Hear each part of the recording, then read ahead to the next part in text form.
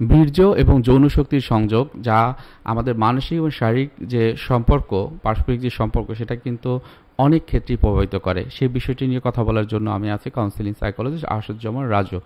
বীর্য হলো শরীরের একটি গুরুত্বপূর্ণ জৈব তরল, যার মাধ্যমে শরীরের যে পুরুষত্ব, মানুষের শরীর সবারই যে একটা পুরুষত্ব একটা ভাব থাকে, কিন্তু তার পোশ্চার, গেস্টার বা ফেশিয়াল এক্সপ্রেশন, সেটাও যেমন একটা প্রতীক হিসেবে কাজ করে। এই যে বীর্যের যে যৌন তরলটা, সেটাও কিন্তু এটা একটা বহিঃপ্রকাশ। অনেক সময় আধ্যাত্মিক এবং যোগ সাধনের ক্ষেত্রেও এটাকে কিন্তু জীবন শক্তির একটা অন্যতম উৎস হিসেবে বিবেচনা করা হয়। আবার যদি শারীরিকভাবে বলা হয়, সেক্ষেত্রে বীর্য নিয়ন্ত্রণ যৌন শক্তির যে সঠিক ব্যবহার, সেটা কিন্তু নিশ্চিত করে। অনেক সময় মানসিক দিক থেকেও এটি অনেক সময় যৌন শক্তির সঠিক একটা ব্যয় করার মাধ্যমে নিজের ভিতরে আত্মবিশ্বাস বোধটা, মানসিক স্থিতিশীলতা, এটা কিন্তু বাড়িয়ে তোলে। তবে অতিরিক্ত যদি বীর্য নষ্ট হয়, সেটা আমাদের ভিতরে একটা দুর্বলতা তৈরি করে, একটা ক্লান্তি এবং মনের অস্থিরতাও কিন্তু তৈরি হতে পারে।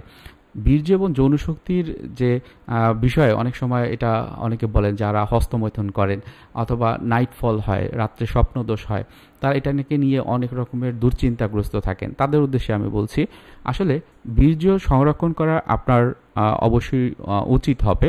সেটা যেন এমন না হয় যে আপনি অনেক সময় পর্ন ভিডিও দেখেন অথবা কাউকে কথা বা কোনো একটা বিষয়ের কথা চিন্তা করে আপনি হস্তমৈথুন করছেন, তখন কিন্তু এটা আপনার নেগেটিভভাবে একটা প্রভাব ফেলবে। সেটা হয়তো বা এটা করতে করতে একটা আপনার ভিতরে, এটা না করতে পারলে একটা অস্থিরতা তৈরি হবে।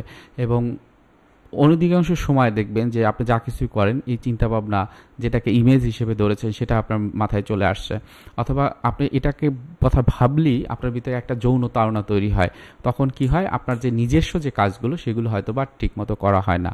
তখন কি হয়, অতিরিক্ত পরিমাণে এটা আপনার হয়তো বা করা শুরু হলো, অথবা রাত যখন হয়, তখন আপনি এই যে বিষয়টি নিয়ে চিন্তা ভাবনা করেন, ভাবেন, রাতে হয়তো বা ঘুম হয় না, এবং এর মাধ্যমে আপনার শারীরিক যে একটা শক্তি, সেটি আস্তে আস্তে দুর্বল হয়ে পড়ে, এবং এর মাধ্যমে দেখা যায় মানসিকভাবে আস্তে আস্তে বেকারগ্রস্ত হয়ে যান। কারোর সাথে মেশার ক্ষেত্রে নিজেকে হীনমন্যতা, অপরাধবোধ, এই জিনিসগুলো কিন্তু তৈরি হয়। সুতরাং আপনারা এই জিনিসটা মনে রাখবেন, বীর্য এবং যৌন শক্তির ভিতরে কিন্তু একটা যৌন সংযোগ আছে।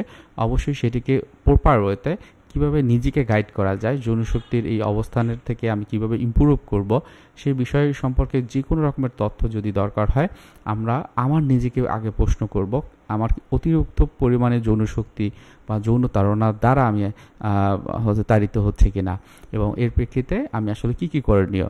আপনি যদি আপনার যে বোধ থাকে, আপনার নীতি নৈতিকতার একটা বোধ আছে, ধর্মীয় মূল্যবোধ আছে, সেগুলোর আলোকে যদি চলতে পারেন, তাহলে এই ধরনের সমস্যা আপনি নিজে মোকাবেলা করতে পারবেন খুব সহজেই। কারো কোনো প্রশ্ন থাকলে এই বিষয়ে অবশ্যই কমেন্ট বক্সে জানাবেন এবং আমাদের চ্যানেলটি সাবস্ক্রাইব করে রাখবেন, আশা করি। ধন্যবাদ।